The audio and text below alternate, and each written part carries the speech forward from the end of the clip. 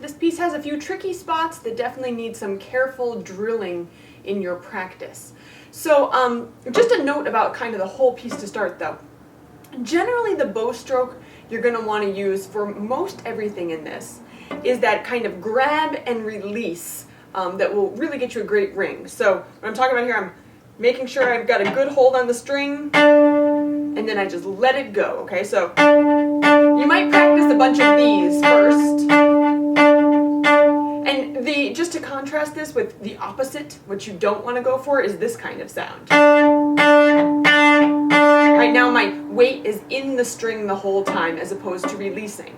I grab, I release. Grab, grab, grab, and then just let it kind of slide gently over the top of the string. I'm not actually coming off the string, but I'm letting my weight come out of the string, okay? So getting good at that bow stroke will make it so you have a beautiful ringing tone throughout. For example, okay, like each one of those bow strokes I did with that same grab and release kind of idea. All right, but for some actual spots to drill, the beginning is actually a good one, okay? Because we have a rhythmic thing going on here that is not so common, kind of new, called syncopation. And basically what that means is that we're playing, instead of on the beat, we're playing between the beats. All right, so we start out right on the beat. Da da da da dum bum bum bum ba dum bum ba da da da dum bum bum bum ba dum bum. Okay, so you see how the beat comes between the notes? That's syncopation.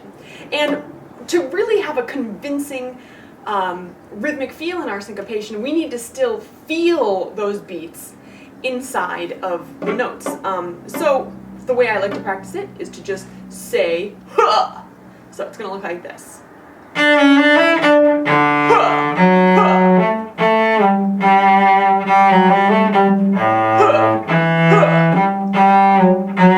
Alright, so if I were you, I would try doing that a few times. It might be a little difficult to coordinate at first, you might find. But with practice, I have no doubt you'll get it. Let's try it together once now. Here we go. Ready?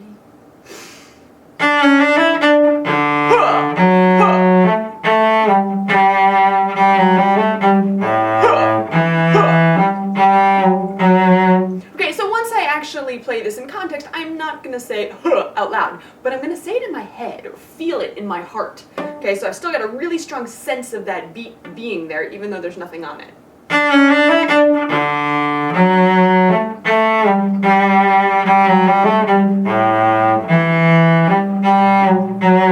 Alright, that'll keep my rhythm really solid if I'm feeling that. And this syncopated rhythm happens quite a few times throughout the piece, so you can find those different spots and try the huzz there as well. We also have some tricky shifting extension stuff coming up. I think it's like the fifth measure or so, pick up to the fifth measure. We've got the spot that goes.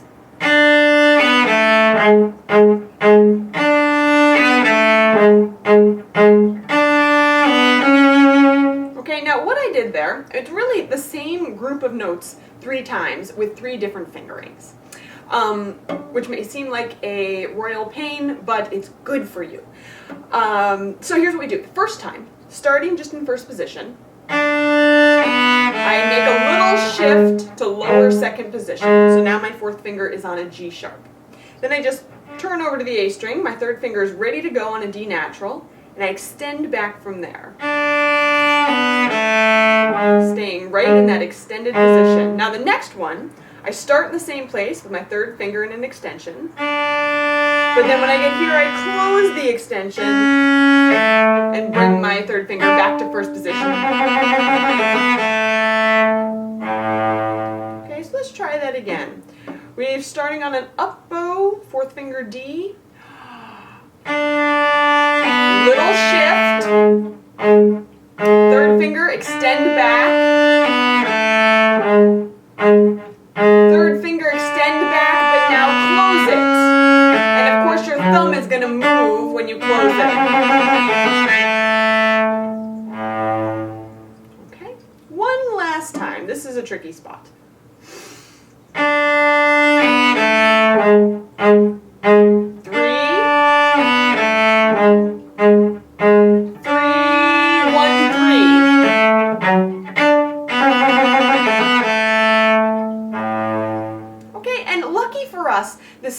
exact thing happens later, just down a string. So same exact fingering on this spot.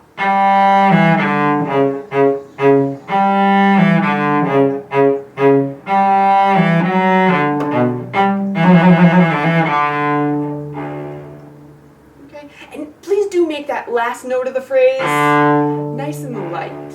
Okay, it's tempting to bash it, but that's not the most graceful phrase ending ever. So see if you can make that last note really, really gentle. Okay, then there's also the spot right after the first repeat that starts on an F natural, also an up bow. Pretty much everything's going to start on an up bow in this first section, where we need the finger squish across two strings. Okay, so generally you want to keep your fingers curved all the time, all the time, all the time, except for these occasional moments where you need to bar a chord across. All right, so what I've got here, I'm going to start on my second finger, but right away I'm going to smush my first finger across to cover two strings. Okay, I got a fifth there. And I sometimes even put my second finger on top of that to make it a little stronger if I'm having trouble holding it down. So watch that one more time. I've got 2, 1, 1, 1. And that 1, I didn't have to move my finger at all because it was already smushed across the strings. 2, 1, 1. Now I let it go and extend up to my C sharp. And of course, my thumb moved, right? My thumb is now, instead of here where it originally started, it went down with that extension. So 2, 1, 1. Release the bar and move your thumb with the extension. And then it happens again. Oops, sorry. Thumb. And then we're back to the beginning. Okay. Alright, so that is another spot that will take some practice and coordination, and please do pay special attention to your thumb. It is important. Okay, so we get to the trio section of this piece. We've got the minuet and trio form. Well, this part of things is a lot of fun for a number of reasons. One, you have such great opportunity to make some convincing phrase shapes, right? So we've got,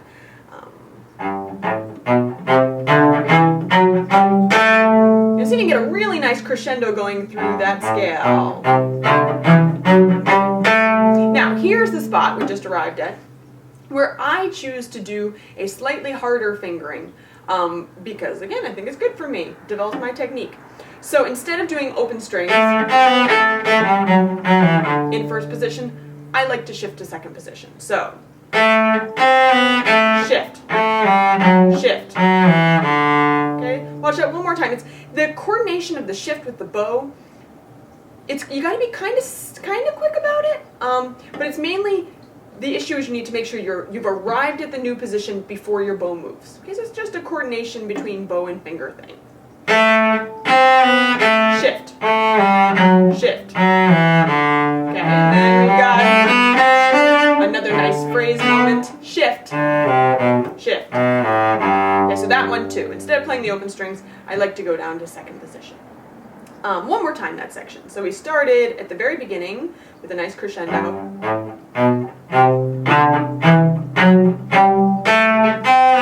Shift, shift.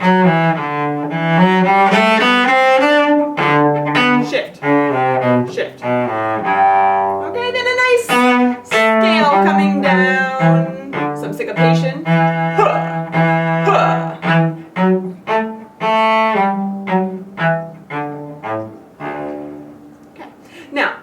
That repeats itself. We got a lot of repeats in this piece, and really do them because it's part of the form. If you don't do them, then it's not really quite a minuet and trio form. Alright, now the next section we're getting to, where basically you have a lot of D's to play. Our notes aren't hard, but what's hard is to coordinate our part with the piano part. Okay, so one thing you can really do to help yourself is just listen to it a lot. If you know what the piano part sounds like, you will have no trouble coordinating your part. If you don't know what the piano part sounds like, you probably will have trouble coordinating your part. So listen, listen, listen.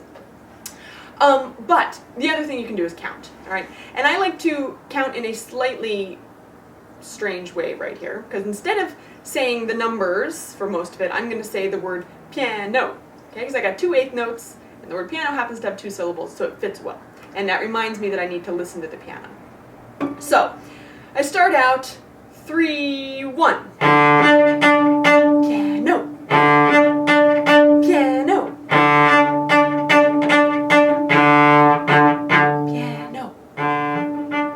Piano. Piano. Wait. Okay? Alright, let's run through that chunk one more time. Okay?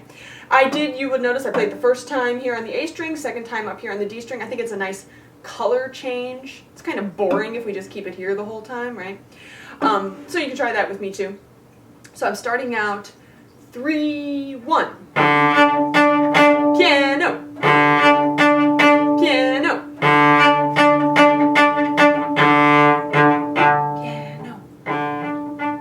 Piano. Piano.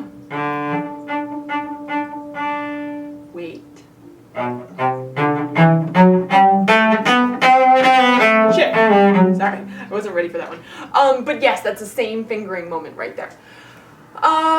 Okay, so I think that is really pretty much all I need to tell you about.